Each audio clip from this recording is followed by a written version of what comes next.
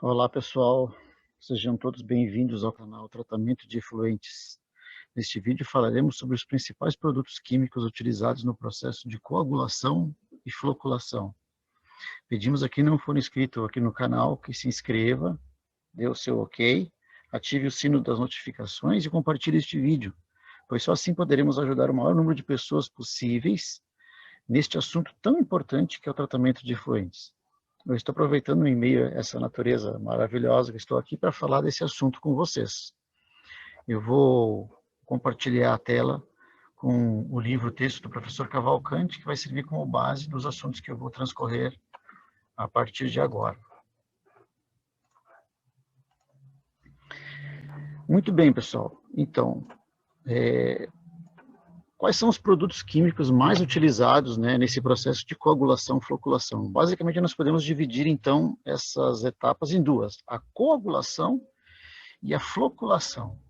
O que são os coagulantes, então? São aquelas substâncias que, ao serem adicionadas na água ou no efluente, vão formar pequenos coágulos, pequenas partículas muito pequenininhas, do tamanho quase da cabeça de um alfinete, que depois, posteriormente, poderão ser floculadas pelo floculante. Basicamente, nós temos duas classes de coagulantes que podem ser usados aí nesse processo de coagulação. Eu até diria três classes, tá? Seriam os sais de alumínio, os sais de ferro e os sais de cálcio, ok? Muito bem, vamos começar aqui falando sobre os sais de alumínio e ferro, tá? Nós temos aqui o mais usado no mundo todo, que é o sulfato de alumínio, cuja faixa de pH vai ser entre 5 a 8. O policloreto de alumínio ou cloreto de alumínio, aqui também nós temos o polissulfato de alumínio, que vão trabalhar todos eles nessa faixa de pH de 5 a 8. Não pode ser menor que 5 nem maior que 8, porque senão o alumínio fica solúvel. E os compostos de ferro, que basicamente nós temos o sulfato ferroso, sulfato férrico e o cloreto férrico. Tá? O sulfato de alumínio, está aqui a fórmula dele, aqui, ó, Al2SO43, 14H2O ou 18H2O, dependendo do grau de hidratação. Ele é o produto mais usado atualmente no mundo todo, tanto no tratamento de água potável, quanto no tratamento de efluentes também. Ele é um produto de muito bom uso, funciona muito bem. Ele apenas tem algumas particularidades que eu vou comentar com vocês, A reação química que ele forma com a alcalinidade natural da água está aqui, ó, desenhada. Então, ele reage com a alcalinidade da água, que pode ser a base de cálcio ou sódio, pode ser cal ou soda, formando o hidróxido de alumínio. Essa sim será a substância que vai fazer a coagulação do efluente, formando um gel, Quando a alcalinidade natural do efluente não é suficiente, a gente tem que adicionar, então, a alcalinidade na forma de cal ou soda. Um detalhe importante, pessoal, que não fala aqui no livro, mas eu vou comentar com vocês, é aqui, ó, é a formação do sulfato de cálcio ou sulfato de sódio, dependendo do álcali que você adicionar no tratamento de efluentes para acertar o pH. Existe a possibilidade, pessoal, quando essa concentração aqui de sulfatos for um pouco elevada, de, se o efluente ficar muito tempo parado, estagnado, de se formarem bactérias anaeróbicas redutoras de sulfato. E eles vão reduzir esse sulfato para o íon sulfeto, que vai dar cheiro desagradável, A gente já falou sobre o sulfeto, que tem o cheiro de ovo podre. Então, muitas vezes o pessoal trata o efluente com sulfato de alumínio e quer reaproveitar ele, reusar para outros fins. E adiciona ele numa caixa, num reservatório para ficar armazenado. E depois de um certo tempo, alguns dias, ele começa a dar um odor de material podre, vamos dizer assim. O que é isso? São as bactérias que vão reduzir esse íon sulfato para sulfeto. Então, se a gente for fazer reuso do efluente, tem que tomar cuidado com o uso do sulfato de alumínio. Ele pode ser vendido na forma de pó ou líquido, isento ou não de ferro. Para o nosso caso, não vai fazer a menor diferença para o tratamento de efluentes se ele for isento ou não de ferro, isso não influi nada. Para o tratamento de água potável, sim, pode fazer diferença. E ele pode ser vendido, então, na forma de pó ou na forma líquida. Qual é o cuidado que a gente tem que ter, pessoal, quando a gente adquire o sulfato de alumínio? Na forma pó, a gente tem que ter um cuidado, porque nem sempre ele tem uma pureza boa, tá? Se vocês pegarem uma porção desse material, pesar na balança no laboratório e tentar dissolver ele em água, vocês vão ver que vai ter uma parte dele que vai ser insolúvel. São as cargas que são adicionadas dentro. Isso varia de fornecedor para fornecedor. Então é importante que vocês testem isso para não ter problemas depois de abrasão nas bombas, nos equipamentos, no filtro prensa, por causa do teor de insolúveis que tem no sulfato de alumínio, dependendo da qualidade dele, tá? Outro problema no sulfato de alumínio líquido, aí sim, é a concentração dele. A gente sabe que ele tem na faixa de 20% a 30% de concentração, que seria o limite dele de solubilidade. Mas muita gente batiza o produto, né? Adquire ele numa certa concentração e joga água dentro. Então, pessoal, é muito importante que vocês façam um controle desse material por uma simples medição de densidade. Se pegar e botar um densímetro dentro do produto e medir pelo menos a densidade dele, vocês já vão ter certeza de que o material que vocês estão adquirindo é de boa qualidade, é um material, vocês não estão sendo enganados, né, comprando mais água do que deveria ter. Outro produto muito usado é o cloreto de alumínio e o seu polímero policloreto de alumínio, tá? Ele tem a vantagem de não formar, olha aqui, ó, reagindo com a alcalinidade do cálcio ou do magnésio, perdão, a reação é outra.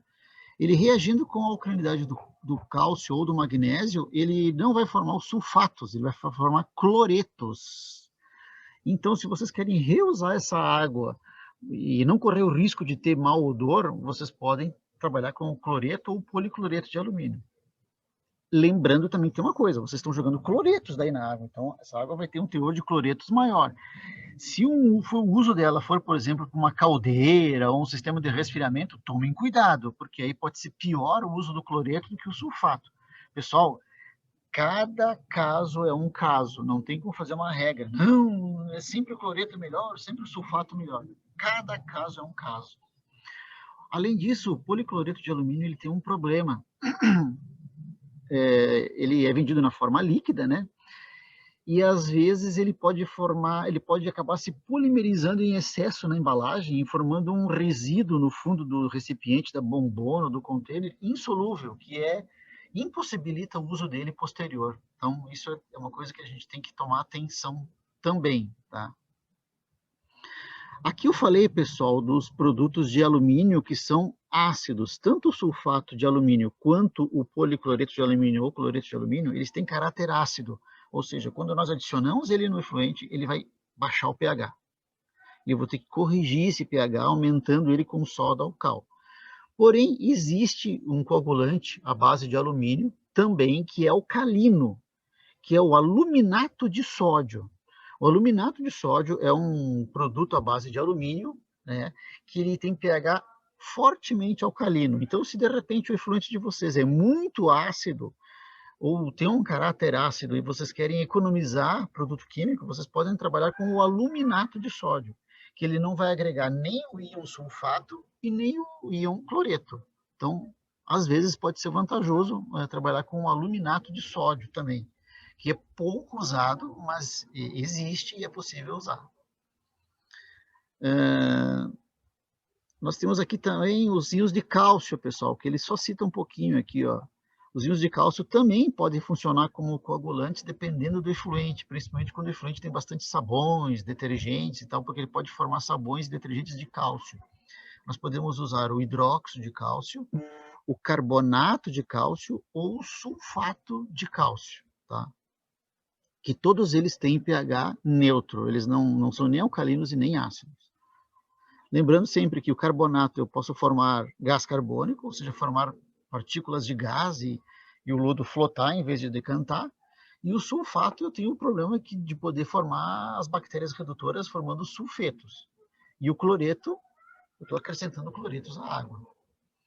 Além dos compostos de cálcio e alumínio, nós temos os de ferro.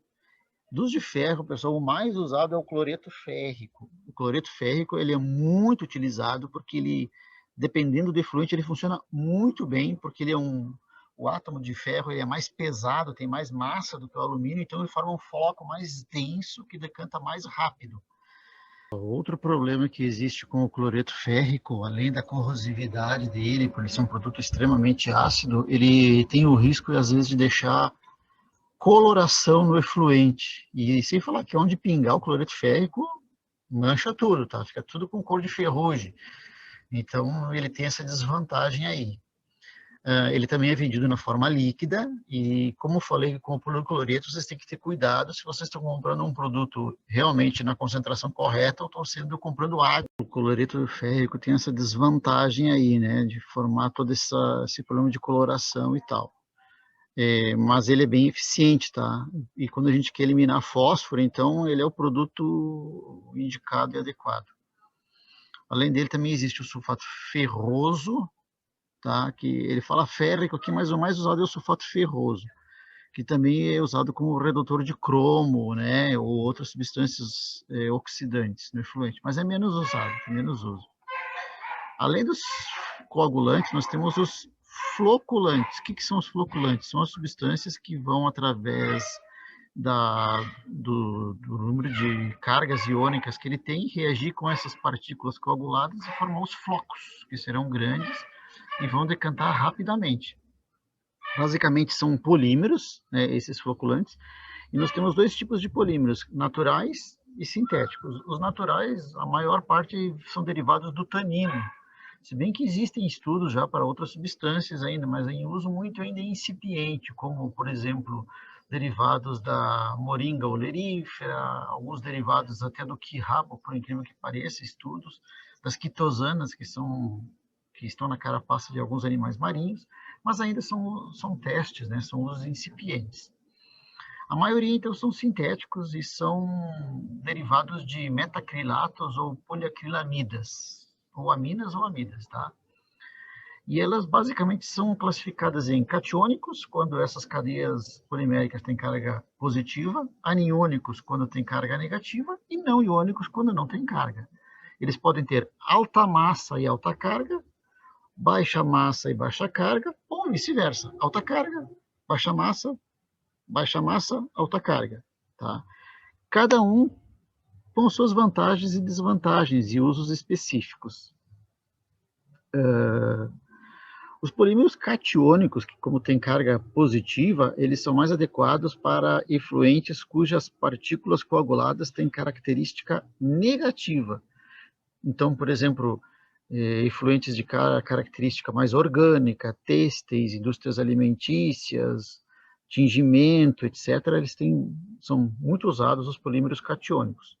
E os aniônicos mais para quando as partículas coaguladas têm cargas positivas, então galvanoplastias, metalurgias, mineração, esse tipo de efluente com carga positiva. E os não iônicos, como não tem carga, eles podem ser usados principalmente com efluentes de caráter muito ácido ou muito alcalino. Eu tenho que fazer uma coagulação nesse meio, eles são bem mais indicados para esse tipo aí. Os polímeros eles podem ser fornecidos em forma sólida, e aí vocês vão ter que fazer uma dissolução dele em água, numa faixa aí de 0,1 a 0,5%, aí vai precisar de um sistema de agitação com alta rotação, com misturadores rápidos, né, para fazer essa mistura, ou já serem vendidos na forma pré-diluída, digamos assim, que facilita o manuseio deles. A diferença entre a coagulação e a floculação é que a coagulação é um processo rápido. Adicionou o coagulante, misturou, rapidinho ele já coagula. E a agitação tem que ser rápida, para essa mistura ser a mais efetiva possível. Já a floculação, a velocidade de mistura tem que ser lenta, para que os flocos possam interagir entre si, se adensar e, posteriormente, fazer a decantação. Tá? Ok, pessoal? Por hoje é só, então. E no próximo vídeo eu falarei sobre os sistemas de agitação. E, basicamente, eu vou falar sobre os sistemas de agitação com ar comprimido e agitação mecânica. Vantagens e desvantagens de cada um deles. Se alguém tiver algum comentário, alguma dúvida, pode postar abaixo do vídeo, que a gente está disponível aí para ajudar vocês em qualquer dúvida, qualquer questionamento, qualquer observação. Ok? Até breve, pessoal. Até mais. Muito obrigado pela atenção. Quem não é inscrito, se inscreve, dá o seu like, ativa o sino e compartilha o vídeo. Nos vemos. Um abraço.